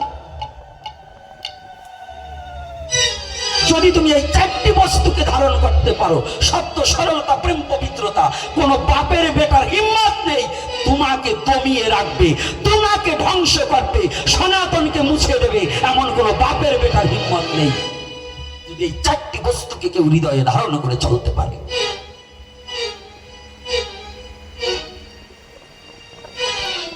কথাটা কি কষ্ট হচ্ছে? একটু বিবেচনা করে দেখুন। এইবার কি করেছি? আমি যে কথাটা দুটো গেছে, সত্য আর সরলতা, এইবার হচ্ছে প্রেম, পবিত্রতা। আমাদের প্রেম আছে, বলেন, কামের হৃদয়ে পরিপূর্ণ প্রেম কই? যেখানে প্রেম থাকে কাম থাকে না, কাম থাকলে প্রেম থাকে। কামনা বাসনা নিয়ে ঘুরে বেড়ায়। কাম থাকলেও কোনো ক্ষতি নেই, কিন্তু বাসনা কামনা থাকলেই তো ঝামেলা। কামার প্রেম এক জায়গায় রয়েছে, কিন্তু কামনাটা যদি মেষ দেশলাইয়ের মধ্যে কাঠি আছে, কিন্তু ঘষা না দিলে আগুন জ্বলবে না। ঘষা দেওয়াটাই হচ্ছে কামনা, ঘষা দেওয়াটাই হয়েছে কামনা। তাই আসুন, এই প্রেম রাজ্যকে প্রেম প্রতিষ্ঠিত করতে হলে এই প্রেমের পূজারী একমাত্র শ্রীকৃষ্ণ চৈতন্য মহাপ্রভু। মহাপ্রভু ভিন্ন কোনো প্রেমের দেবতা হতে পারেন। এ কবে, কোন দিন? আপনি বলুন, একজন যদি শাস্ত্রকার এখানে থাকে, একজন বলুন মহাপ্রভুর সাথে কারোর সাথে দ্বন্দ্ব হয়েছে? হ্যাঁ, শিবকে বলেন, শিবও একদিন ওই শিবলোক থেকে পালিয়েছে অসুরের দাবরের চলে। ব্রহ্মা বলেন ওগুলো পালিয়েছে। আমার মহাপ্রভু কোনোদিন পালিয়েছে? এই মহাপ্রভু পালিয়েছে? হ্যাঁ, এই লীলাগুলো অনুধাবন করে নিজের হৃদয় মাঝে প্রতিষ্ঠিত করতে হবে। এটা প্রতিষ্ঠিত না করলে মানব জীবন ধন্য হবে না। তাহলে এইবার প্রেম, পবিত্রতা, পবিত্রতা আছে। আমি কিন্তু বারংবার বলছি যে কথাটা আমাদের সনাতনী ছেলে মেয়েদের আজকাল তো দীক্ষা দিয়েও হরি বল, গুরুদেবরাও দীক্ষা দিয়ে নিজেরাও করে না, অপরেও করতে দেয় না। অর্থাৎ প্রস্রাব করে জল ব্যবহার করতে হবে, পায়খানার কাপড় ছাড়তে হবে, বাড়িতে এই যে মুরগি ছাগল, এই যে গতকাল আমার এক ছেলে পরশুদিন গল্প করেছে, বলছে বাবা আপনার কথা একটা হাসি পেয়ে গেছে। বলে কেন? বলছে আমার এক ঠাকুমা ছিল, আমার ঠাকুর দাদাটা একটু সরল সোজা ছিল। তারপরে বলে তৎকালীন সময় আমাদের ওই বাড়িতে ওনারা মুরগি পুষত। তারপরে বলছে আমরা চরের অঞ্চলে বাড়ি তো, বলে তো ওই ঠাকুমা রুটি করেছে সকালবেলা। তো চর অঞ্চলে যারা একটু খাটে পাটে তাদের কিন্তু একটু খেতে হয় বেশি, আর চরের লোক কিন্তু ঝাল খায় বেশি। তো এই লঙ্কা বাটা দিয়ে রুটি খাওয়ার অভ্যাস প্রতিদিন। এই যে যারা মুরগি পোষেন তারা একটু ভালো করে শুনবেন, তারপরেই বাবার কাছে যাওয়া চলে। একটু এই কথাটা না বলে পারছি না, কারণ এটা বাবা বলবে না আপনাদের, এটা বাবা আপনাদের বলবে না, আর আমার মুখে আটকায় না, তাই বলছি একটু সচেতন হন। তাই রুটি দিয়ে লঙ্কা বাটা দিয়ে খায় তো, তাই ওনার স্ত্রী ওই কর্তা আবার একটু সরল সোজা। তো মাটিতে আসতেছে ওনার স্ত্রী এবার রুটি করে রান্না করে রেখে একটু বাইরে গেছে যে উনি আসুক তারপরে লঙ্কাটা বেটে দেব। তো লঙ্কা ভেজে রেখে গেছে বাটিতে ঢেকে, ওই পাটা আবার নামিয়ে রেখে গেছে। পাটা চেনেন তো, শিল্লুরি, ওটা রেখে গেছি। তো ওই মুরগি একটা আস্তে আস্তে এসে ওই পাটার উপরে বসে কায়দা করে দিয়ে গেছে, বুঝতে পারছেন? ওই মুরগি একটা এসে পাটার উপরে কায়দা করে দিয়ে গেছে। কর্তা তো বাড়ি এসে উনি ভাবছে ওনার গিন্নি বুঝি লঙ্কা বেটে দিয়ে গেছে। তো লঙ্কা বেটে দিয়ে গেছে, উনি একেবারে রুটি ধরে ওইটি ভরাই এই মুখে দিয়েছে। তো ভরাই যখন মুখে দিয়েছে সবাই টবাই খাইছে, তো ওটার স্বাদ তো ওটা আলাদা, ভাল লাগে না, গন্ধ। দৌড়ে আর একবারই গেছে, এই কোথায়? আর একজন ভাই জিজ্ঞেস হচ্ছে কি হয়েছে কাকু? বলছে তোর কাকি কইরে কি? লঙ্কা বাড়ছে, একটু ঝাল নাই, আর গন্ধ কেন, এই লঙ্কা বাড়ছে কেন? এখন স্ত্রী যখন বাড়ি গিয়ে দেখে কাশাচ্ছে, ঢাকা রয়েছে লঙ্কা, কিন্তু এই পাটার উপর মুরগিতে কায়দা করছে। তাই এই জাতি লঙ্কা বাটার জায়গায় ওই খাতি হবে যদি মুরগি পোষণ ঘরে ঘরে। যেগুলো মুরগি পোষে ওরা যে খায় না এর কোনো বিশ্বাস নাই, বুঝতে পারছেন? আর কিছু বললাম না, যাকার বেশি রসের কথা বলবো না, একটু তীক্ষ্ণ দিলাম। আর একটা তীক্ষ্ণ কথা বলছি, অনেকে আছেন 5ই আগস্টের পরে গলা থেকে মালা খুলে ফেলছেন, আছে না? অনেক সাধুরা শিখাও, আমি দেখছি কয়েকজন শিখাও হরিবোল করে দিয়েছে, মালা তো খুলছে, তিলকও পরে না। এটা আপনাদের ভুল ভ্রান্তি ধারণা। এই বাংলাদেশে আমার সে সারা বাংলা ঘোরে না কেউ। আমি যে এই মালাগুলো তিলক পরে ঘুরি, আমার একদিন কেউ দেখছেন যে আমি তিলক ছাড়া চলছি? আমাকে তো কেউ ক্ষতি করেনি, আমাকে তো বলেনি ওই চারাল ধর। যারা এই যে মালা খুলে হাঁটছেন 5ই আগস্টের পরে, বাবার নাম কি পাল্টাই বলছেন? হ্যাঁ, নিজের নামও ঠিক রাখছেন, বাবার নামও পাল্টাই রাখছেন, শুধু জগৎ পিতার নামটাকে পরিবর্তন করতে চাচ্ছেন কেন? জগৎ পিতা পরমেশ্বর ভগবান, তাকে পাওয়ার যে পোশাকটা, যে ইউনিফর্মটা, তাকে পরিত্যাগ করছেন কেন?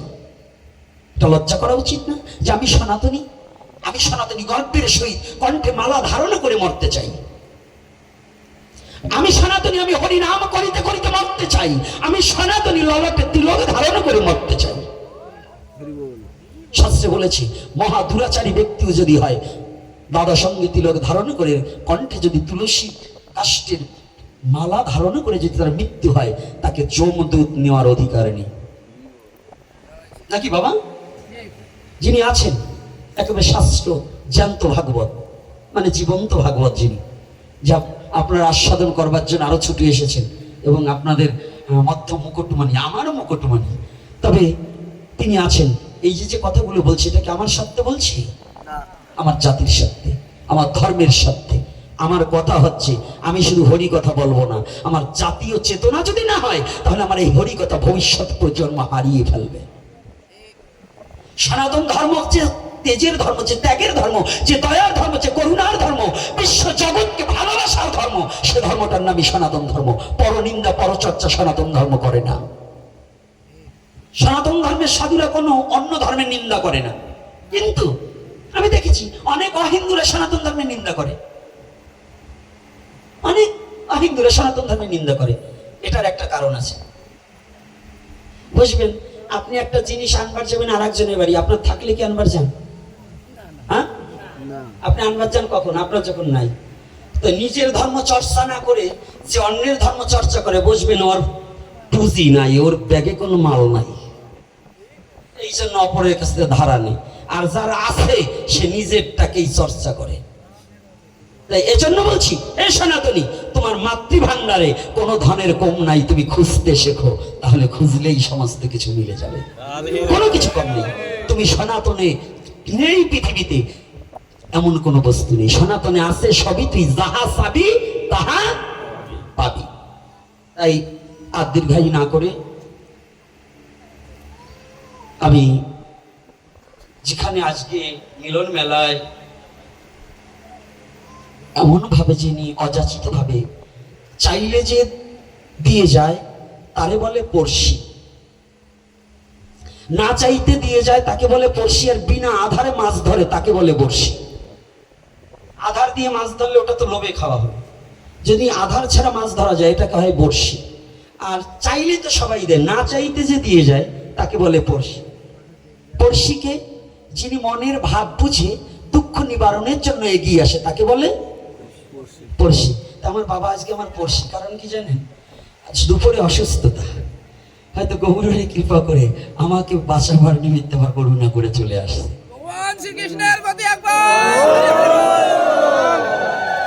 এইবার আর আমি দীর্ঘায়ী করবো না। আজকে মহাপ্রভু ঝাড়িখণ্ডে রইলেন, আমার বাবা, আমি জানি বাবার মুখে শ্রবণ করেছি, এখান থেকে অনেক লীলা আস্বাদন করেছি। বাবা আরো আগিয়ে যাবে, আর বাবা একটু ভাগবতের পুষ্পাঞ্জলি প্রদান করবে এবং দুটো কথা আপনাদের মাঝে ব্যক্ত করবেন। আমি এখানেই বিশ্রাম রাখছি। জয় নিতাই, জয় গৌর হরি বল। আমার আলোচনার মধ্যে এবং কথাবার্তার মধ্যে যদি কাউকে ব্যথা দিয়ে থাকি, নিজ সন্তানকে ক্ষমা সুন্দর দৃষ্টিতে দেখবেন। আমি আর একটা নিউজ এসেছে, সেই নিউজটা হচ্ছে বাবাকে আমি এখনই ছেড়ে দেব। তার মধ্যে এই গ্রামে যে মন্দির আছে, আপনাদের কাছে আমি একটু অনুরোধ করছি, মন্দির নিয়ে কেউ দলাদলি করবেন না, গীতা পাঠ নিয়ে, শিক্ষা নিয়ে কোনো দলাদলি করবেন না, আর কোনো ধর্মীয় কাজ নিয়ে, ধর্মীয় প্রতিষ্ঠান নিয়ে দলাদলি করে আমি ওই মন্দিরে যাব না, ওই মন্দিরে যাবে না, এই মূর্খতার থেকে দূরে থাকুন। কারণ আপনি না গেলে ভগবানের কিচ্ছু আসবে যাবে না, অথচ আপনি না যাওয়ায় সাধুগুরু বৈষ্ণবের কৃপা থেকে, ভগবানের কৃপা থেকে বঞ্চিত হয়ে গেলেন। এটা আপনার ব্যর্থতা, সফলতা নয়। তাই আমি আশা রাখবো আগামী দিন থেকে আপনারা আসুন, নিজের ভুলটা নিজে সংশোধন করে নিজের স্বধর্মকে প্রতিপালনের জন্য এগিয়ে আসুন এবং সিংহ বিচ্ছের মতো, সিংহ শাবকের মতো হুঙ্কার দিয়ে সনাতন ধর্মের দিকে এগিয়ে আসুন, যেন হৃদয়ে ধারণ করে সমস্ত অন্ধকার দূরীভূত করে দিয়ে মহাপ্রভুর সেই নামের আলোক বক্তৃতা যেন চতুর্দিকে ছড়াতে পারি, এই আশা ব্যক্ত করে আমি বিশ্রাম দিচ্ছি। বাবা পুষ্পাঞ্জলি প্রদান করবেন। জয় নিতাই, জয় গৌর হরি বল। হরি বল, হরি বল।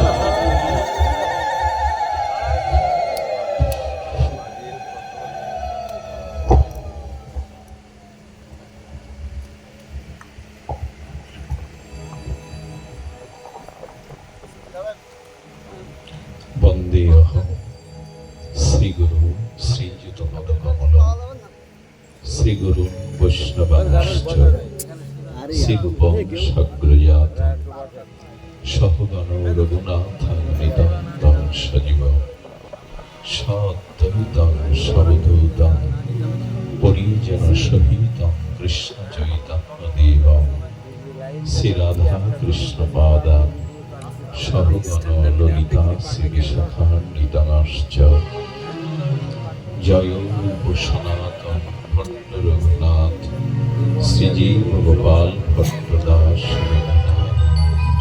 এই ছৌ গোস্বামী করি চরণ বন্ধন, যাহা হইতে বিঘ্ন নাশ অভীষ্ট পুরাণ।